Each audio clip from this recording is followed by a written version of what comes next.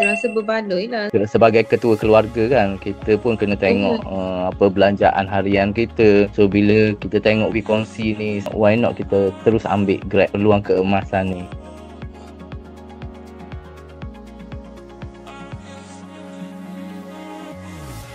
Saya Muhammad Tamimi Ali Ahmad. Saya berasal di Marang, Terengganu dan bekerja sebagai pegawai kerajaan di Jabatan Perikanan Malaysia. Umur sekarang adalah 41 tahun. Nama saya Zahara binti Zamir, umur 41 tahun, daripada Marang, Terengganu, bekerja sebagai guru.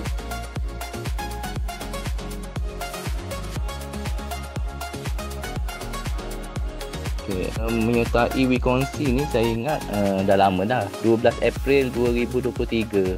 Ahli WeKongsi saya dan 2 orang anak lelaki lah.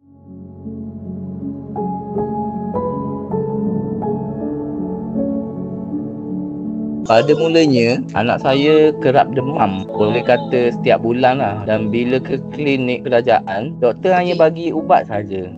Dalam bulan 3 atau 4 macam tu, saya tergerak hati nak bawa anak ke hospital KMI Kuala Terengganu. Dalam rawatan tu, doktor pakar memaklumkan anak menghidap penyakit kronik tonsillitis and adenoitis yang mengakibatkan pembengkakan tonsel dan demam. So, pada bahagian ni lah dia dah bengkak. Ingat saya rawatan untuk demam saja seminggu sebelum tu, dan selepas tu doktor sarankan supaya sebulan lebih kemudian dia minta untuk buat pembedahan buang tonsel tu yang sebanyak 14,000 lebih dengan 5,900 lebih tu. Semua kos rawatan dibayar oleh WeKongsi lah.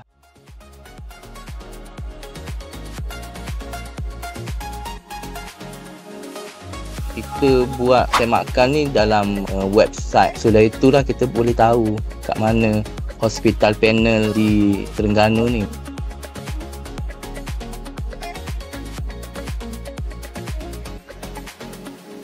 Secara jujurnya, proses nak masuk ke hospital ni agak sukar lah, kerana susah untuk dapatkan surat rujukan dari klinik kerajaan sebenarnya. Tapi bila kita pujuk doktor tu, kita fahamkan doktor tu anak kita ni ada medical card WeKongsi, dia bagi tahu okey kalau macam tu dia tolong buat lah. Tapi surat tu boleh digunakan lah untuk pengesahan kemasukan wad di hospital swasta lah. So lepas tu proses untuk guarantee letter kemasukan wad di hospital swasta mudah lah, jadi mudah.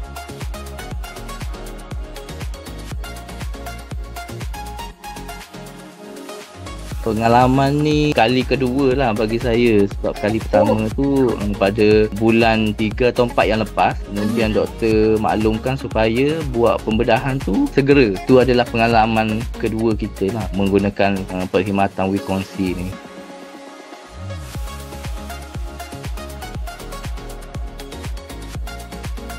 Saya rasa berbaloi lah, sebab dia tak terlalu mahal macam takaful ke insurans-insurans yang lain.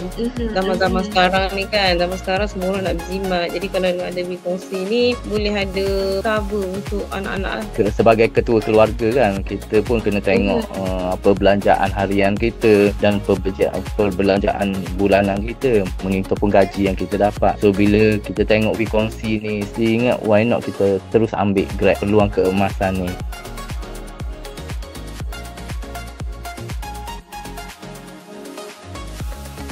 Macam saya terus perkenalkan kepada adik-beradik yang lain dan rakan sekerja lah. Adalah sebab sekarang kan ramai juga syarikat-syarikat insurans yang lain, dia pun dah buat lebih murah juga. So persaingan tu tinggi jugalah sebenarnya.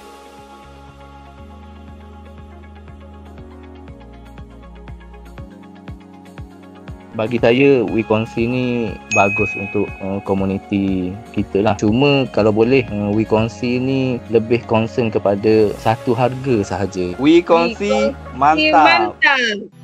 WeKongsi